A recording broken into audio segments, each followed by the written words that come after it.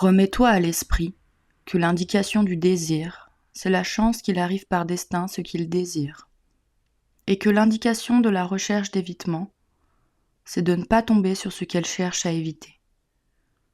Donc celui qui est dans le désir, n'arrivant pas par destin à ses fins, il arrive par destin qu'il est non chanceux.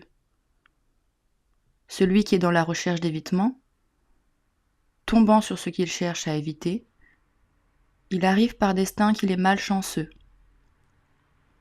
Donc si tu cherches à éviter seulement les choses qui sont contre la production de la nature, parmi les choses qui reposent sur toi, tu ne tomberas sur aucune de celles que tu cherches à éviter. Alors que si tu cherches à éviter la maladie, ou la mort, ou la pauvreté, il arrivera par destin que tu seras malchanceux.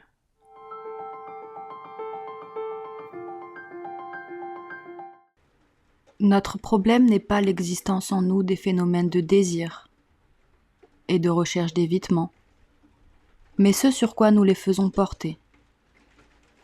Il est indispensable de réorienter leur objet qui ne doit non plus être les choses qui ne reposent pas sur nous, à savoir leur présence concernant le désir et leur absence concernant la recherche d'évitement, mais plutôt celles qui reposent sur nous. C'est la discipline du désir à compléter, nous le verrons plus tard, par la discipline de la mobilisation subjective à agir et celle de la reprise mentale.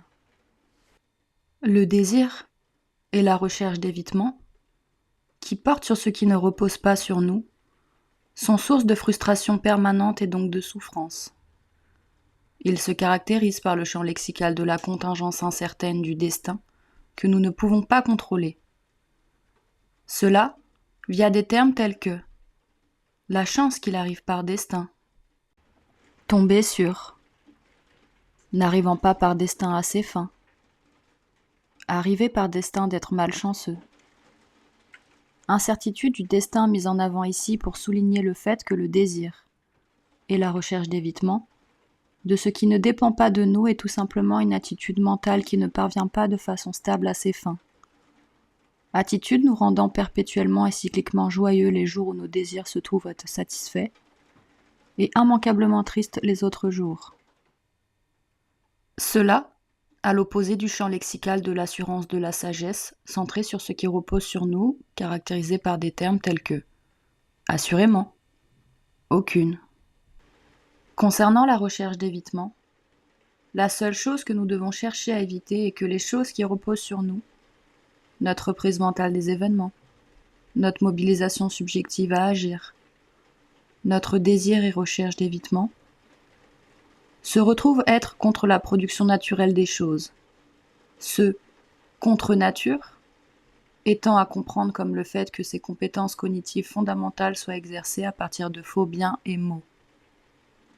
Les exemples de la maladie et de la mort, qui appartiennent à la catégorie corporelle de ce qui ne repose pas sur nous, ainsi que celui de la pauvreté, qui appartient à la catégorie de l'acquisition matérielle, sont utilisés ici. Nous devons passer, d'une part, d'une recherche d'évitement de les voir se produire, à cause de notre prise mentale de ces choses comme des mots absolus, recherche d'évitement qui est autant vaine que source de souffrance psychique, à, d'autre part, une recherche d'évitement de les reprendre mentalement comme des mots qui auraient le pouvoir de nous faire souffrir lors de leur occurrence.